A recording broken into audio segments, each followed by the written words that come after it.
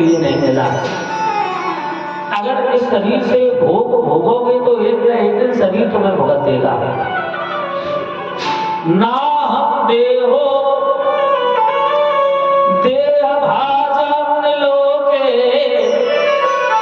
तो शरीर को तपाना है, इतना तपाना है, इतना तपाना है कि तब तक खलास होना हो जाए। हाँ, शरीर को तपाने की जरूरत है।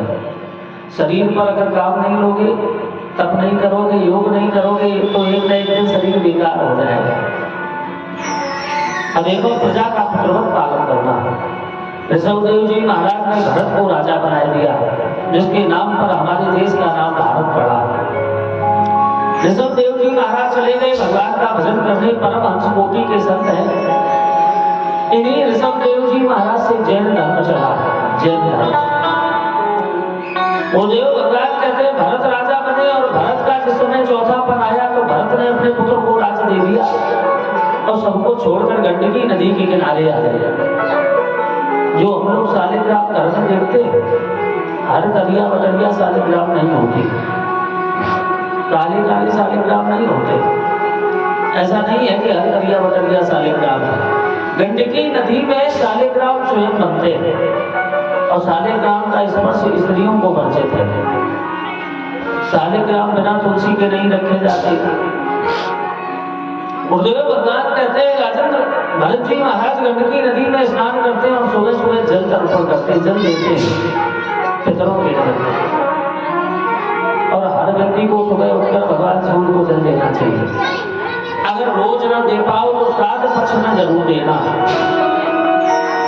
अब जिन पितरों के घर वाले श्राद्ध पक्ष में पितरों के निमित्त कुछ नहीं करते हैं, जल नहीं देते हैं, उनके पितरों को सोच क्रिया के बाद जो जल बचता है वो प्राप्त होगा। जिस योनि में होते तो पितर असंतुष्ट हो जाते हैं, उस घर में पितर रोष लग जाता है, फिर लोग परेशान होते, बार बार बीमारी आती है, घर में कलह ज्यादा होते। ये सब पितर दोष के लक्षण है। परिचित मानो, जैसे आपके पिताजी बुजुर्ग हो गए, उम्र ज्यादा है, लेकिन अगर पिताजी गेट पर बैठे रहे तो किसी की दम नहीं है अंदर आ जाए, तो आ पाएगा? नहीं आ पाएगा।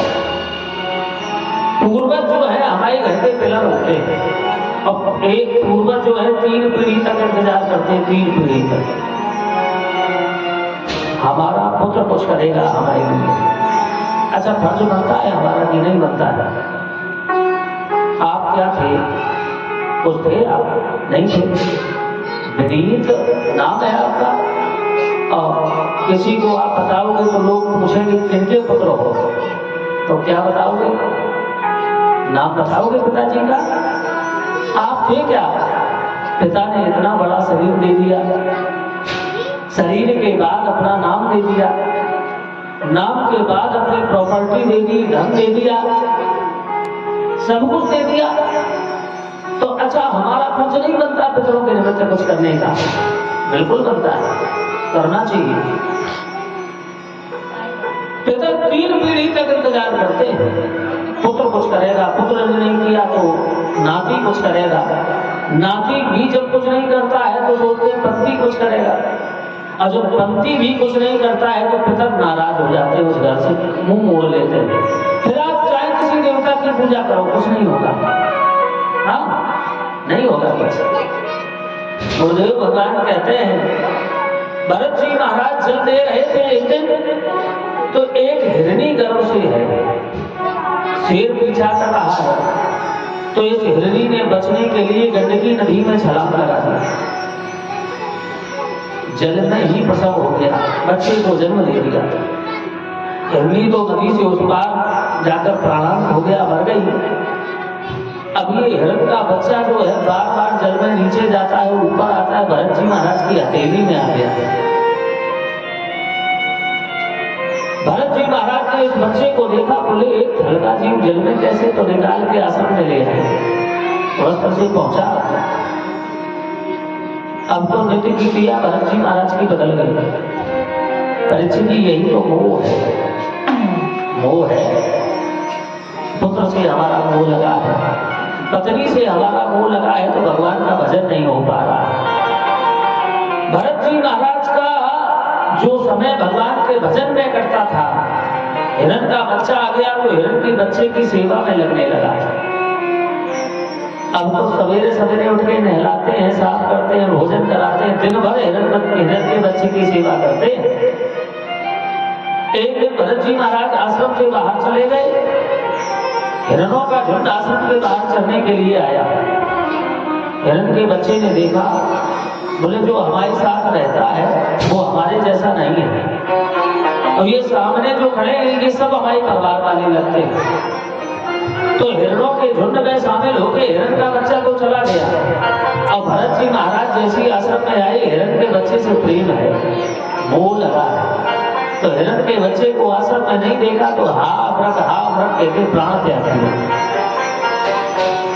अंत में जिंदगी जैसी गति होती है, परमात्मा वैसी गति दे देते हैं। अंत समय में मृग का ध्यान किया तो परमात्मा ने अगले जन्म में मृग बनाई दिया। अब भरत जी महाराज को पूर्व जन्म की याद है, तो चढ़ते नहीं है, गंडकी नदी में सिर डाल के भरत जी महाराज ने प्रणाम कर लिया। अब की बात परमात्मा की कृपा हो गई तो भरत जी महाराज को अंगरा गोत्र के ब्राह्मणों के यहाँ जन्म मिल गया। 9 भाई हैं, 9 भाई। भरत जी महाराज सबसे छोटे हैं। जब भरत जी महाराज बड़े होने लगे, भाइयों का विवाह हो गया, भरत जी महाराज एकांत में बैठते हैं, किसी से बात नहीं करते, किसी से चर्चा नहीं करते। और जब किसी से बात ना करें तो लोग इन्हें पागल कहने लगे, मूर्ख, जड़ कहने लगे। इनका नाम पड़ गया जड़ भरत।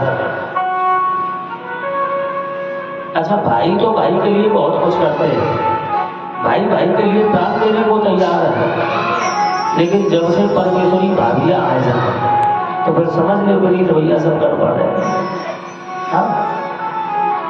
हमने देखा है आज का समय, हम यहाँ की बात नहीं कर रहे, अपने औरैया तरफ की बात कर रहे, यहाँ की बात नहीं कर रहे।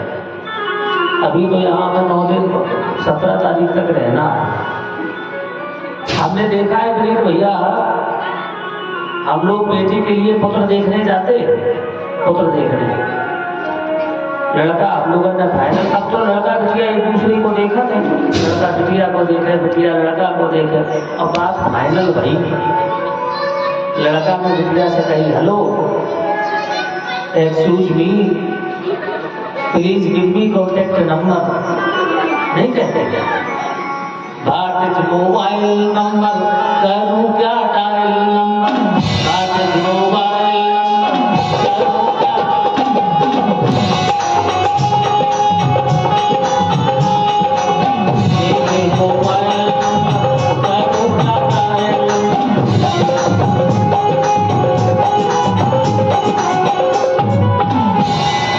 अब ब्याह है 3 महीना बाद। अब विनीत भैया बड़ी गर्मी, जून की गर्मी, रजैया में मोट आ रहे। हेलो, ये व्यवस्था है। जाने कितनी बार परमेश्वरी उठे देवी जी से, देवी जी पूछ रही है अम्मा को क्या अच्छा लगा था, सब बातें पूछ रही देवी जी ने धीरे धीरे करके। जाने कितनी बार तुम उठे, कितनी बार देर उठी है। एक आध बार मौका जब मिल गया तो घूमने भी साथ में चले गए, पूरी औकात तुम्हारी देख ली उन्होंने। और हम लोग जब लड़का तय करके आते तो घर में बात करते हैं, देखो लड़का जॉब करता है, 50,000 रुपए कमाता है और 2 साल से नौकरी कर रहा है। बिटिया ने कैलकुलेशन कर वो चालू कर देंगे, बोले 50,000 रुपया महीना, तो 12 महीना में कितने हो गए, 6 लाख। 2 साल से नौकरी कर रहा, 12 लाख हो गए। बोले जो 12 लाख तो पानी में चली गई, अब आगे न जान पाए। ये व्यवस्था है। भाई भाई के लिए सब कुछ करना चाहता है, प्राण देने को तैयार है, लेकिन कभी कभी ऐसा हो जाता है, हर घर में नहीं होता है।